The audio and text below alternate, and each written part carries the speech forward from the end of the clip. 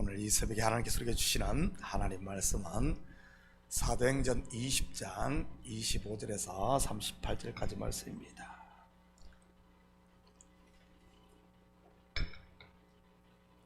사도행전 20장 25절에서 38절까지 말씀, 저와 여러분이 한 절씩 나누어서 교독합니다. 보라, 내가 여러분 중에 왕래하며 하나님의 나라를 전파하였으나 이제는 여러분이 다 내 얼굴을 다시 보지 못할 줄 아노라. 그러므로 오늘 여러분에게 증언하거니와 모든 사람의 피에 대하여 내가 깨끗하니 이는 내가 끓이지 않고 하나님의 뜻을 다 여러분에게 전하였습니다. 여러분은 자기를 위하여 또는 온 양떼를 위하여 삼가라. 성령이 그들 가운데 여러분을 감독자로 삼고 하나님이 자기 피로 사신 교회를 보살피게 되셨느니라. 내가 떠난 후에 사나운 이리가 여러분에게 들어와서 그 양떼를 아끼지 아니하며 또한 여러분 중에서도 제자들을 끌어 자기를 따르게 하려고 어그러진 말을 하는 사람들이 일어날 줄을 내가 아노라. 그러므로 여러분이 일깨어 내가 3년이나 밤낮 쉬지 않고 눈물로 각 사람을 훈계하던 것을 기억하라. 지금 내가 여러분을 주와 및 그 은혜의 말씀에 부탁하니 그 말씀이 여러분을 능히 든든히 세우사 거룩하게 하시는 모든 자 가운데 기업이 있게 하시리라. 내가 아무의 은이나 금이나 의복을 탐하지 아니하였고 여러분이 한 바와 같이 이 손으로 나와 내 동행들이 쓴 것을 충당하여 범사에 여러분에게 모본을 보여준 바와 같이 수고하여 약한 사람들을 돕고 또 주 예수께서 친히 말씀하신 바 주는 것이 받는 것보다 복이 있다심을 기억하여야 할지니라. 이 말을 한 후 무릎을 꿇고 그 모든 사람들과 함께 기도하니 다 크게 울며 바울의 목을 안고 입을 맞추고 다시 그 얼굴을 보지 못하리라 한 말로 말미암아 더욱 근심하고 때까지 그를 전송하니라. 아멘. 좋은 아침입니다. 오늘 본문은 지난 새벽에 이어 에베소 장로들에게 한 마지막 고별 설교입니다. 저는 이 설교를 공부하면서 바울의 마음이 저에게도 전달되는 것 같았습니다. 한마디로 하면 정이 듬뿍 묻어나는 그런 설교이니 말이지. 한 교회를 평생 섬겼던 목사가 은퇴하면서 후임 목사에게 당부하는 것처럼 말입니다. 사실 바울은 에베소에서 약 3년을 머물며 말씀을 강론했습니다. 물론 다양한 사람들이 말씀을 들었겠지만 오늘 본문을 보면 분명 제자 훈련에 더 포커스를 두었던 것 같습니다. 목회자를 훈련하고 세우는 일 말이지. 저도 목회를 오래 하다 보니 제대로 된 일꾼을 세우는 것이 얼마나 중요한가를 새삼 깨닫게 됩니다. 잘 훈련된 일꾼 한 명은 적어도 30명, 40명이 할 일을 감당하니까요. 지금 우리 교회도 그런 일꾼들이 서 있기 때문에 요동하지 않는 것 아니겠습니까? 바울은 자기가 떠나고 나면 교회를 헐려는 거짓 선생들과 거짓 선지자들이 나타날 것에 대해 알고 있었습니다. 이것은 비단 에베소 교회에만 그랬던 것이 아닙니다. 소아시아와 마게도나 여러 교회들이 공통적으로 당하는 어려움이었던 것이지요. 그런데 재미있는 사실은 이런 거짓된 복음을 전하는 사람들로 인해 어떤 역사가 일어난 줄 아십니까? 성경이 글로 기록되었다는 사실입니다.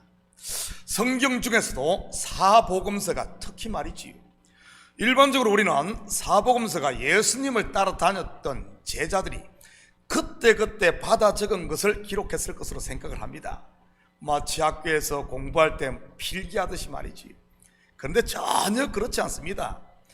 12제자들 어떻게 예수님을 따라다니는 줄 아십니까? 책가방도 필기할 노트나 연필도 없이 그냥 빈손으로 들레들레 따라다녔습니다. 그렇다고 제자들이 들으면 다 암기할 만큼 천재였던 것도 아니고요. 까마귀 고기를 잡아먹었는지 이야기를 하고 돌아서면은 잊어버리고 또 돌아서면은 잊어버렸던 겁니다. 머리가 안 좋으면은 적어놓기라도 해야 하는데 말이지요. 예수님께서 여러 번 십자가에 달려 죽을 것을 이야기해 줬는데도 까맣게 잊어버리고 엉뚱한 소리만 하고 있었으니 말입니다. 그런데 제자들이 오순절 성령 충만을 받자 복음을 전하고 각지에 교회를 세웁니다.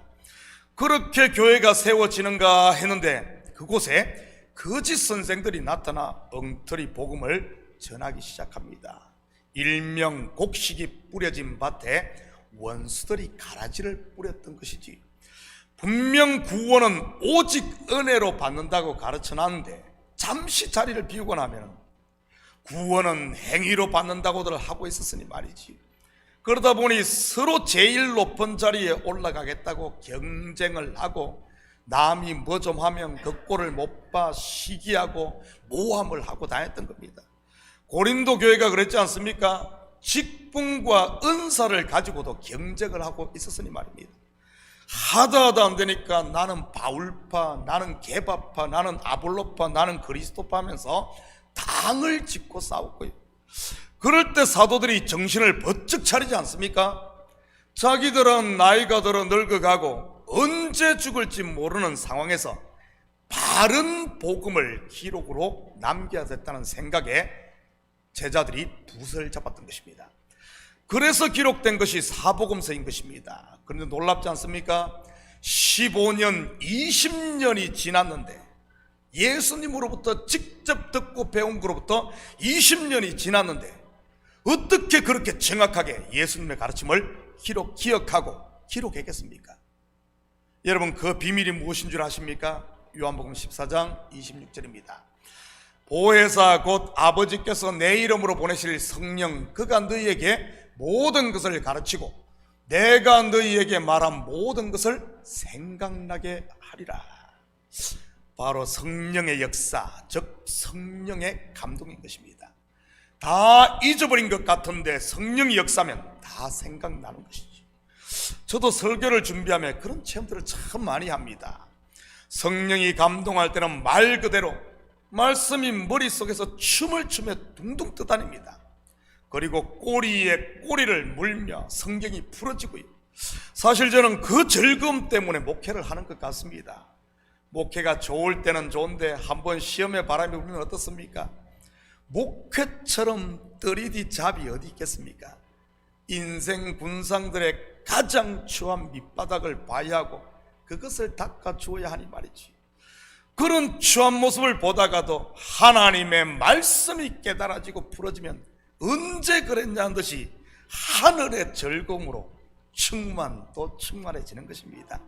거짓 이단들이 가라지를 뿌린 것이 오히려 확고한 진리의 말씀, 즉 성경이 기록되는 계기가 된 것을 보면 우리 하나님은 위기를 오히려 기회로 만드는 분임을 알 수 있습니다. 혹시 여러분 가운데 어려움이 있습니까? 지금이 하나님께 돌아올 기회임을 잊지 마시기 바랍니다. 지금이야말로 우리의 신앙을 그리스도의 반석위에 확실히 세울 때 말이지요. 제 말이 아니라 야고보 목사님의 권면이니까 야고보서 5장 13절에서 15절입니다. 너희 중에 고난당하는 자가 있느냐? 그는 기도할 것이. 즐거워하는 자가 있느냐? 그는 찬송할지니라. 너희 중에 병든 자가 있느냐? 그는 교회 장로들을 청할 것이. 그들은 주의 이름으로 기름을 바르며 그를 위하여 기도할지니라. 믿음의 기도는 병든 자를 구원하리니 주께서 그를 일으키시리라. 혹시 죄를 범하였을지라도 사심을 받으리라. 그렇다면 교회의 역사는 거짓 선생들과 이단들의 미혹을 어떻게 이길 수 있는지 같이 살펴보도록 하겠습니다. 33절 34절입니다. 내가 아무의 은이나 금이나 의복을 탐하지 아니하였고 여러분이 아는 바와 같이 이 손으로 나와 내 동행들이 쓰는 것을 충당하여. 여러분, 뜬금없이 바울이 왜 이런 말을 했을까요? 누가 바울에게 돈 먹었다고 한 것도 아닐 텐데 말입니다. 여기엔 아주 중요한 두 가지 이유가 있습니다. 첫째는 거짓 선생들과 이단들이 들어와 공격하는 첫 번째 대상이 에베소 성도들에게 복음을 전하여 준 바울이 될 것이기 때문입니다. 그것도 바울의 도덕성 말이지. 도덕성을 공격한다는 겁니다. 우리는 바울이 쓴 다른 서신서들을 통해 이 사실을 확인할 수 있습니다. 예를 들면 이런 것이지. 바울이 두란노 서원 즉 사리박교를 오픈해 떼돈을 벌었대. 아니면은 마게도냐에서 받은 연보로 호화호식을 했대. 이런 식으로 공격을 하는 겁니다. 여러분, 왜 거짓 선생들이 바울의 도덕성을 무너뜨리려고 하는 것일까요? 그의 명성을 깎아내리기 위해서일까요? 아닙니다. 바로 그가 전한 복음 즉 하나님의 말씀을 변질시키기 위해서인 겁니다. 지금 교회 가운데 일어나는 거짓 선생 즉 사단의 일꾼들도 마찬가지입니다. 말씀 전하는 사람의 도덕성을 공격해 지금까지 들은 말씀을 의심케 하고 더 나아가 말씀을 들을 수 있는 귀를 막아버리기 위해서 말이지. 분명 여러분은 몸소 체험을 하고 있을 겁니다. 목사의 설교에는 항상 밝은 면과 어두운 면, 당근과 채찍, 그리스도의 십자가와 부활, 그리고 항상 심판과 생명, 영생을 성경은 항상 두 개가 하나의 짝으로 등장합니다. 어느 한쪽을 제할 수가 없어요. 부활만 계속 정한다? 아니요, 부활이 어떻게 있으면 죽음이 전제돼야만, 죽어야만 살아. 항상 양면입니다. 구약과 신약 짝으로 돼 있어요. 짝으로 돼 있어요. 어느 설교에나 말이지, 어느 설교에나 십자가만 댐빵 전하고 부활을 전하지 않으면 성도들 낙심할 겁니다. 부활만 실컷 전하고 십자가를 이야기하지만 뜬구름 잡는 이야기로 끝납니다. 그래서 항상 이 두 개는 어떤 설교에나 짝으로 등장합니다. 그런데 시험이 있으면 어떻습니까? 이런 십자가 심판 채찍이 나오면은, 그런 이야기가 나오면 누구 들으라고 하네로 자연스럽게 연결됩니다. 그러니 설교는 나 들으라고 하는 거거든요. 내가 들어야 하는데 자꾸 어떤가 하면은 누구 들으라고 하네? 누구 들으라네? 저 사람 이야기하네? 이러면서 그 십자가 심판 회개 절대 듣지 않습니다. 왜? 나한테 이야기하는 나한테 그 사람 들으라고 하나? 이렇게 되는 거예요.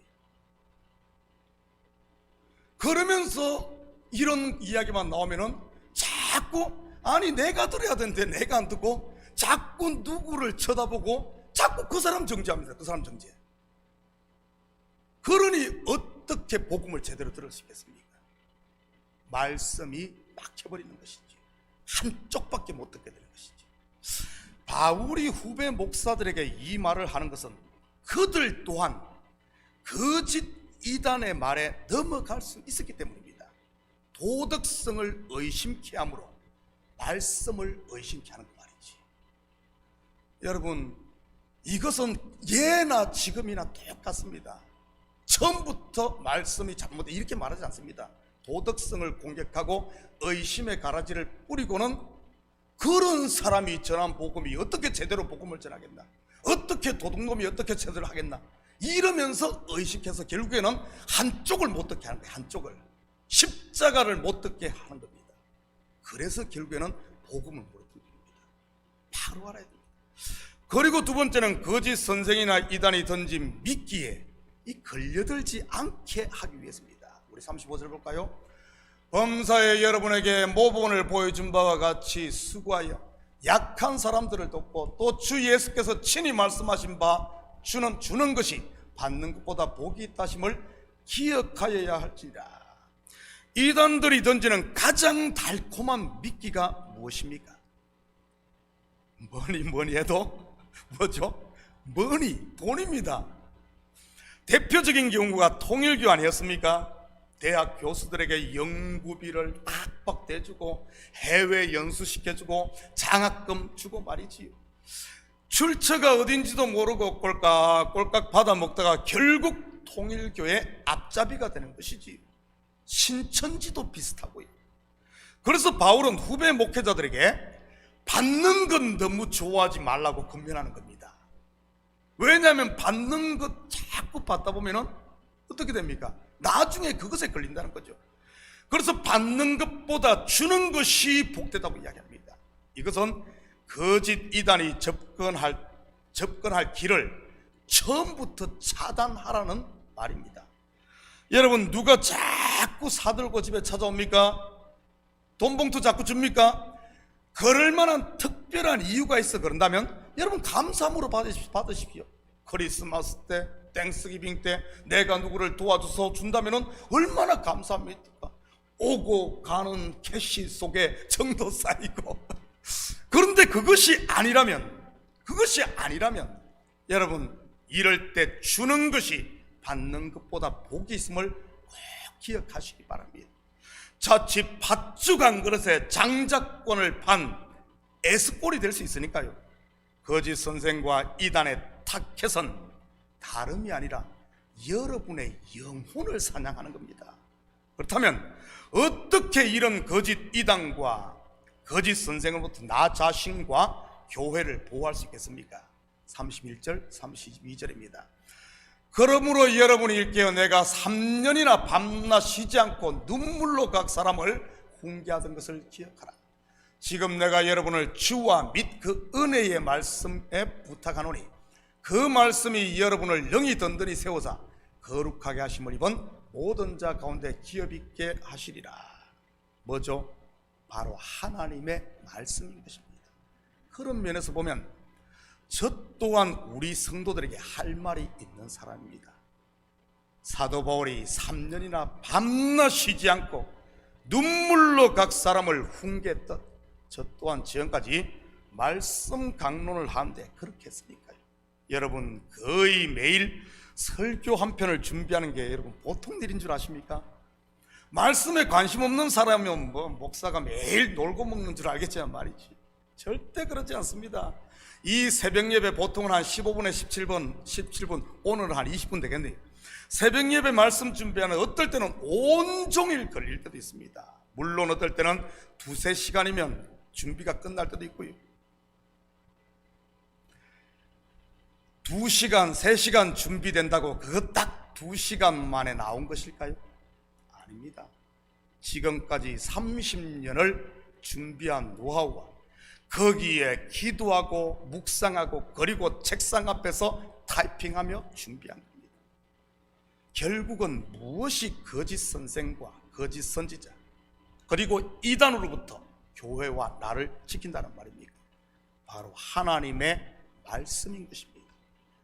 그런데 여기서 은혜의 말씀이라고 한 것은 유대 율법주의자들이 전한 이 율법 행위로 구원한다는 이것과 구별하기 위해서 은혜의 복음이라고 한 겁니다.